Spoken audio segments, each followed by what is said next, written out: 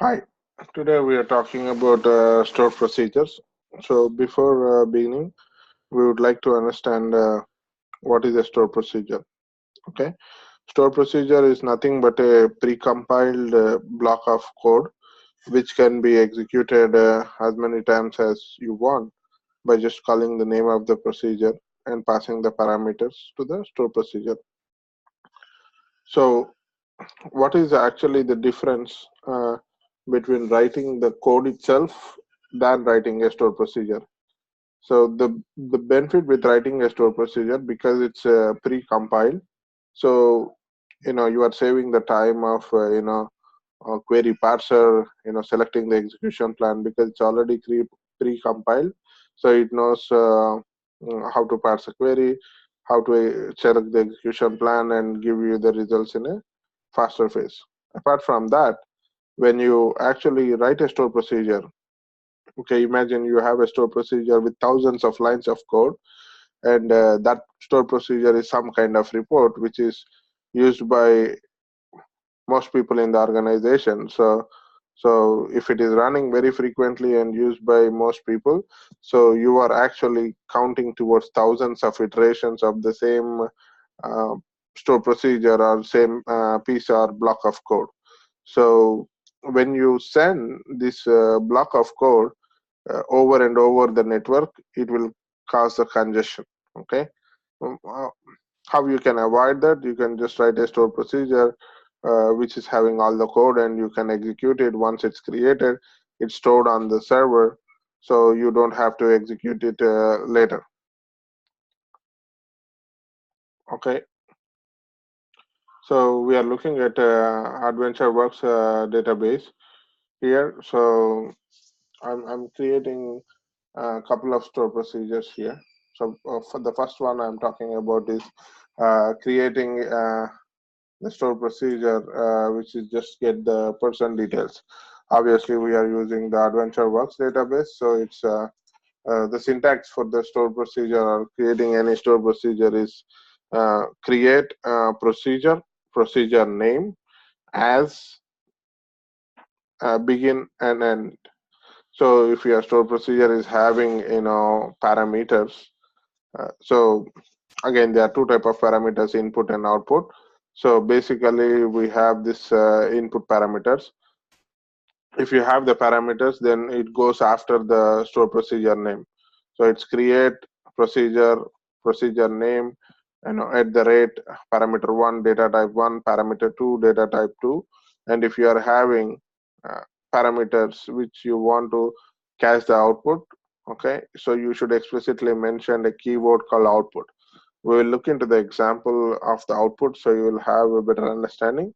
But for now, I'm just interested in creating a store procedure which gives me personal details. Okay, so I'm just creating the procedure.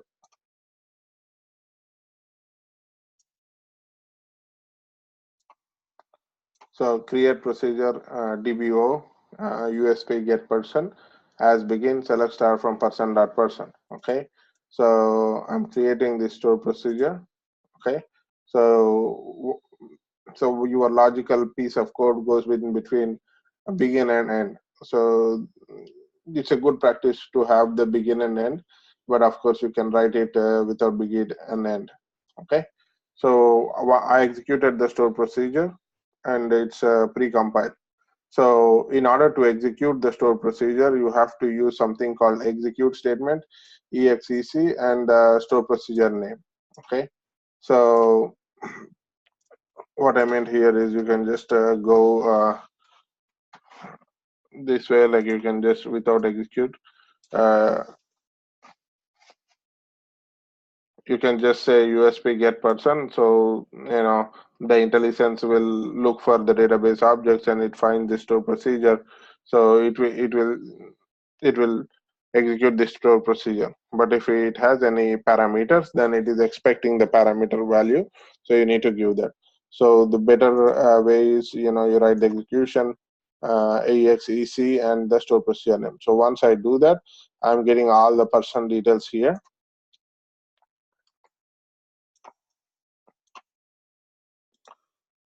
So as you can see, there are 19,972 rows. So this is giving me all the percent details from the adventure box table.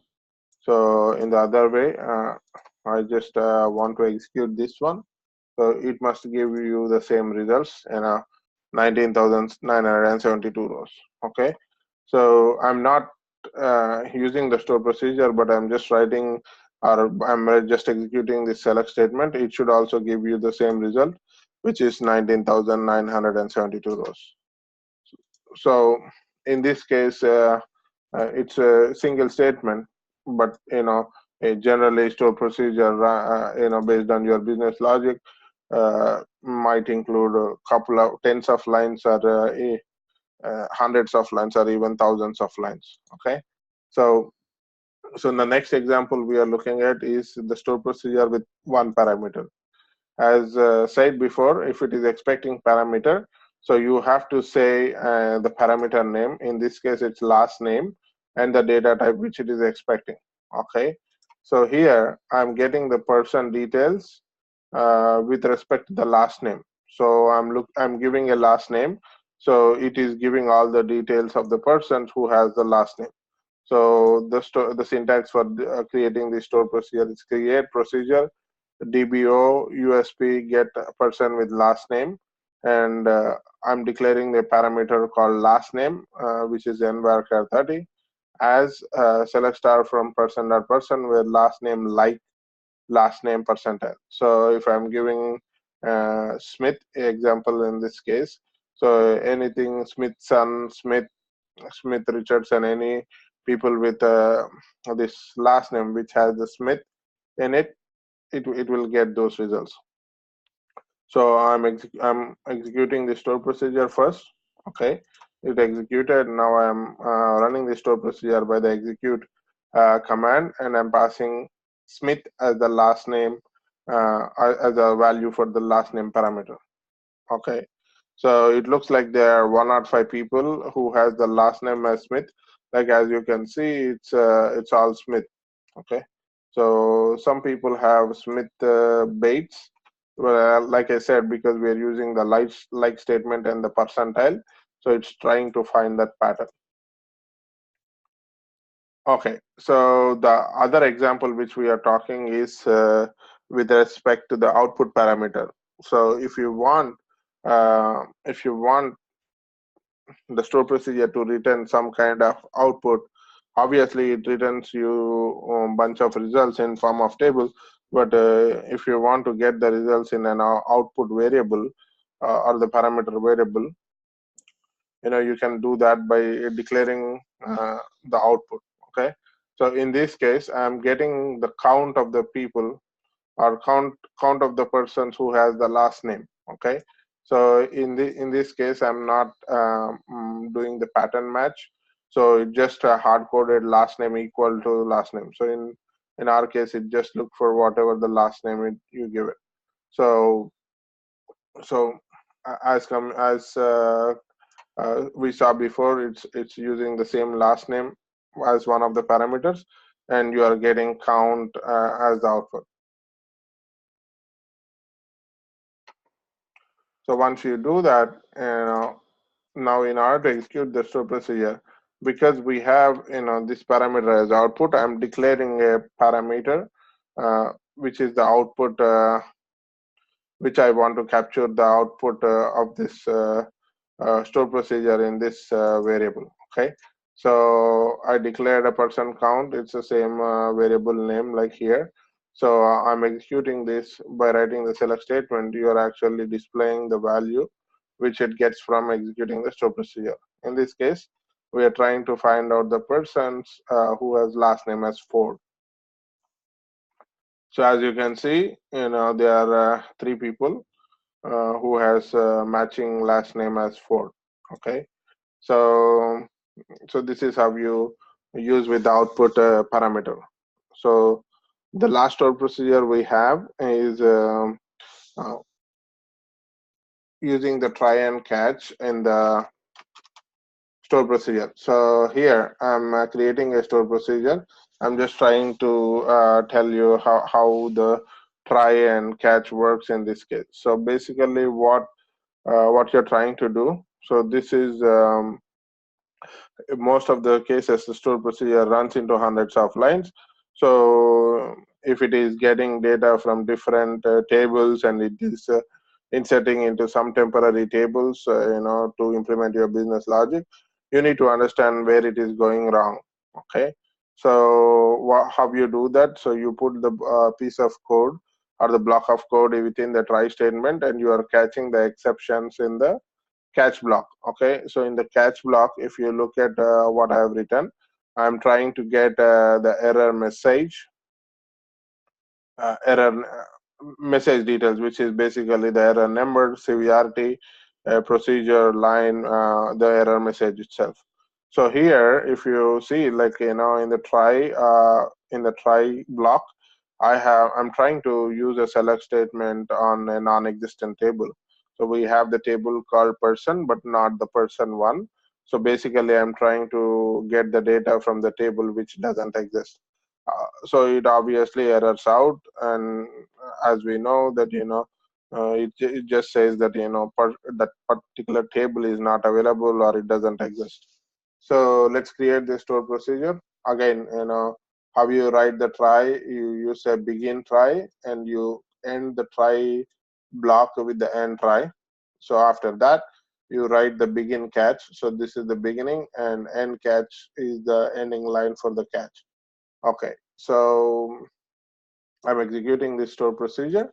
So there is already an object because I created it. Okay, so I just want to say alter. So I don't want to change anything, but I just say alter the store procedure. So this is the way you do alter.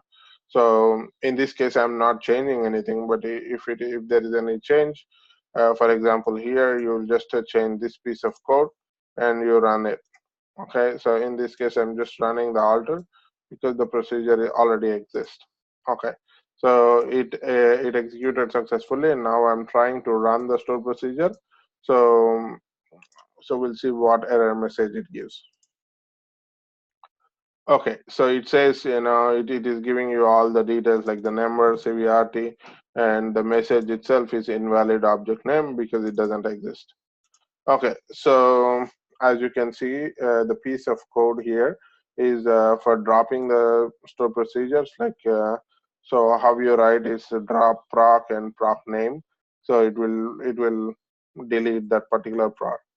So alter, you just write alter and alter procedure name, and whatever you want to change the code, it will alter. Okay. So another important question is. What is the difference between store procedure and function, or store procedure and other database objects.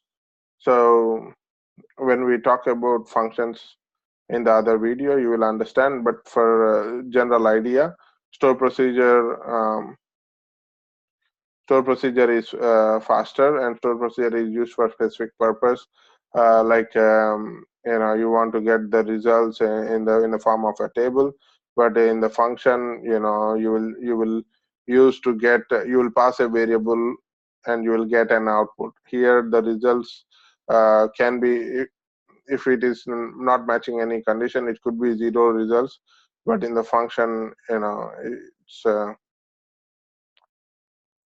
it has to return at least one. Okay, and you can use a function in the select in the store in the select statement, but you cannot use the store procedure in the select statement. And both have different purposes, like one is to get a specific output, or at least one output, whereas its other is not. So we'll add more points once we cover the function, and then we try to go into other database objects.